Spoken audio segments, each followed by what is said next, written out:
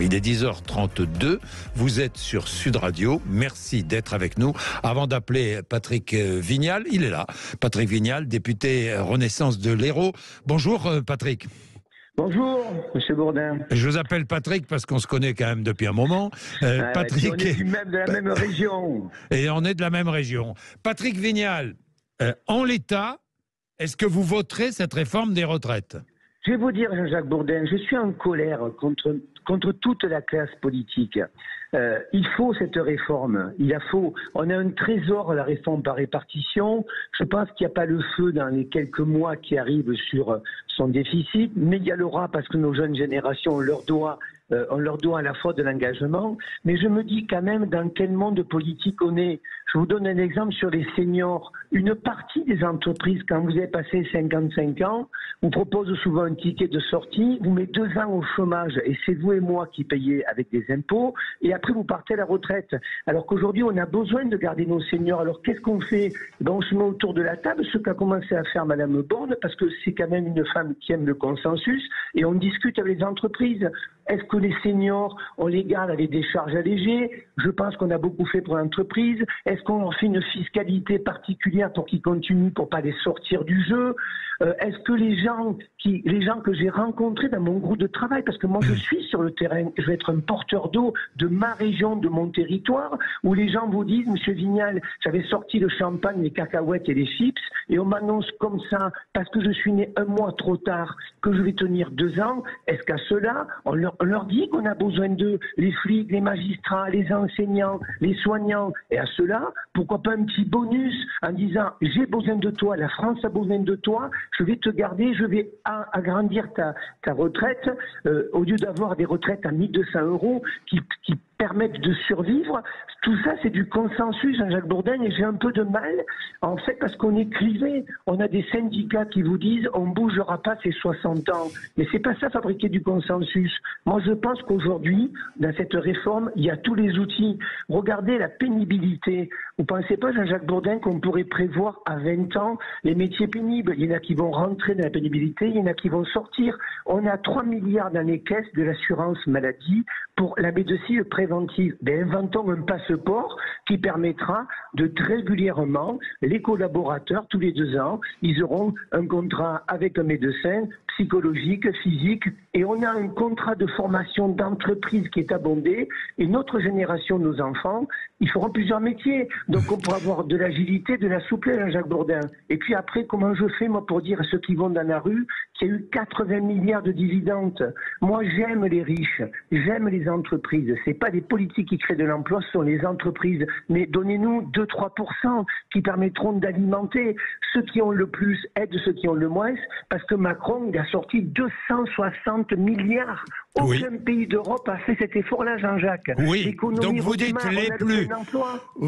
dites les plus riches doivent payer une forme de taxe un peu spéciale pour... c'est une contribution. Oui. Moi, j'ai envie de dire qu'on a besoin d'eux, Jean-Jacques Bourdin. C'est un impôt, la contribution, hein, Patrick Vignal, disons clairement les choses. Vous le savez bien. Jean-Jacques, la personne qui, le 15 du mois, a du net, a plus 1 euro dans sa caisse et va faire les restos du cœur pour manger. Vous ne pensez pas que ceux qui ont beaucoup, ceux qui en ont le plus, pourraient nous aider passagèrement parce qu'on le doit à la France. J'ai l'impression que ce pays ne fait plus une nation. J'ai l'impression que c'est le chacun pour soi ou sauve qui peut, alors que moi je veux créer le chacun pour tous. Moi je leur demande de venir nous accompagner.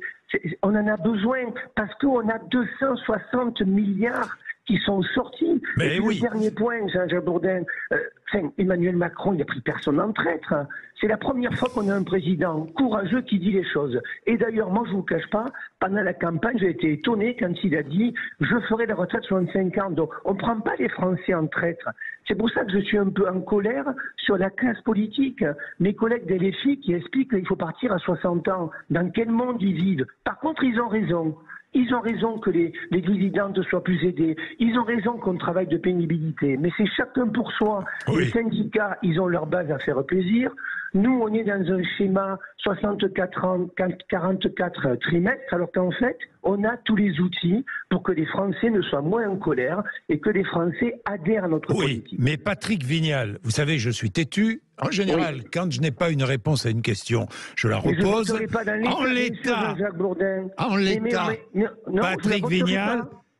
en l'état, est-ce que vous votez cette réforme? Jean-Jacques Bourdin, non, je la voterai pas. Mais c'est quoi la voix de Patrick Vignal, député de Montpellier? Moi, j'existe pas à Paris. C'est un député Renaissance de l'Hérault, Patrick Vignal, Oui, qui écoute ses administrés, pardon, les électeurs, et qui écoute les Français, les Françaises. Jean-Jacques Bourdin, j'ai fait un groupe de travail, j'avais mon petit jeune en apprentissage, j'avais une personne qui travaille dans une société de nettoyage.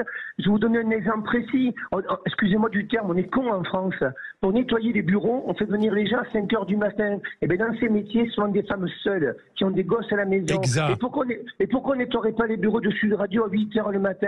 Oui. Parce qu'on a évolué, parce que les aspirateurs font pas de bruit. Et bien pourquoi? Vous avez encore des gens qui me disent non, moi quand j'arrive à 8 h du matin, je veux que mon bureau il soit propre. Et moi je voudrais que ces femmes de ménage elles gagnent un peu plus d'argent et qu'elles aient une vie sociale comme nous avons.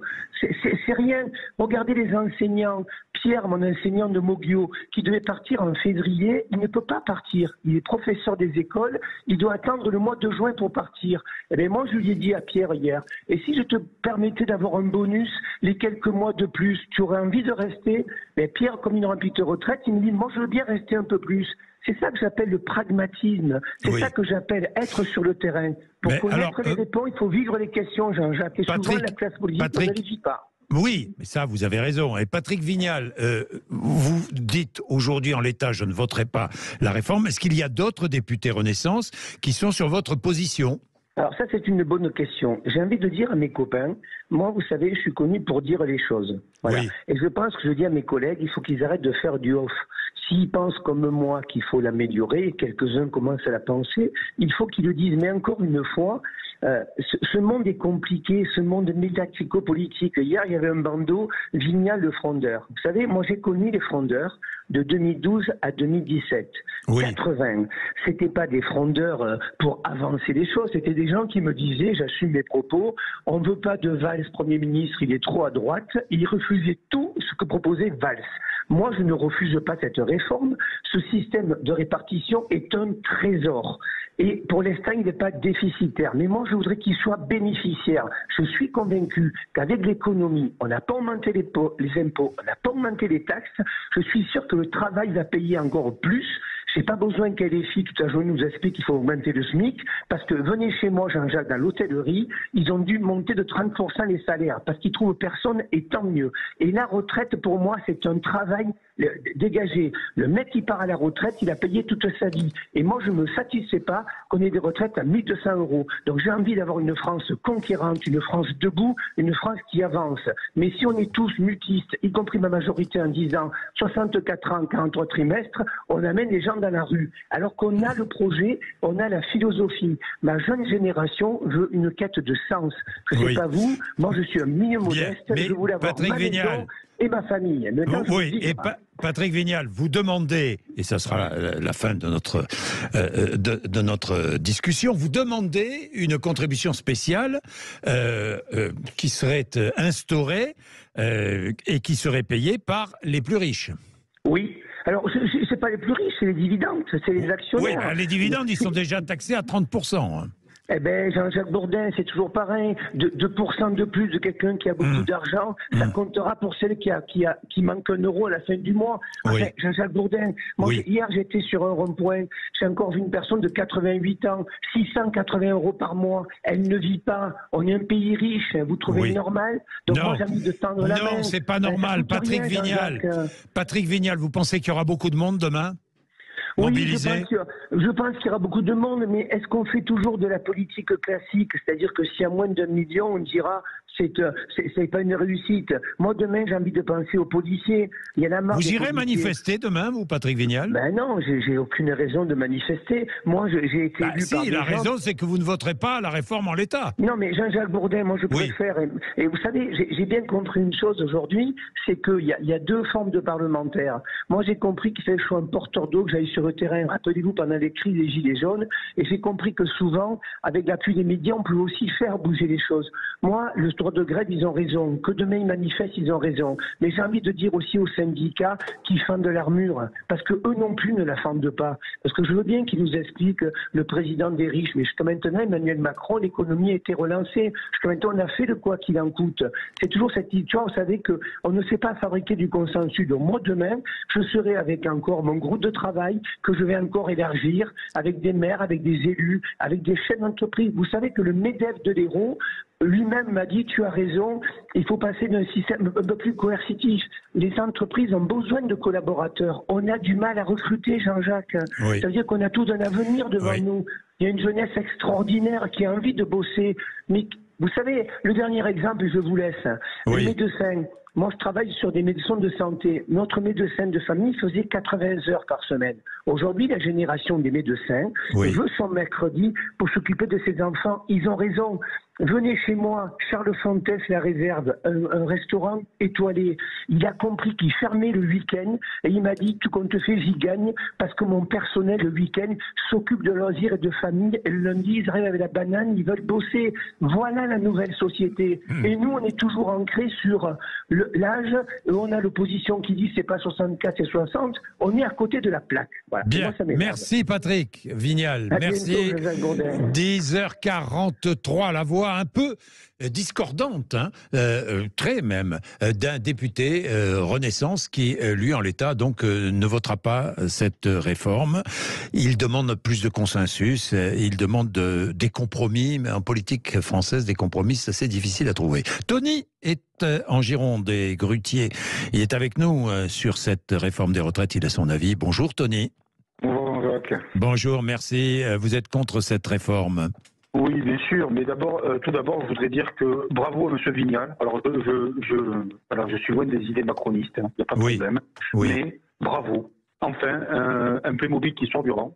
Je suis désolé, c'est pas méchant, mais voilà, on avait l'impression que c'était quand même une armée de Playmobil.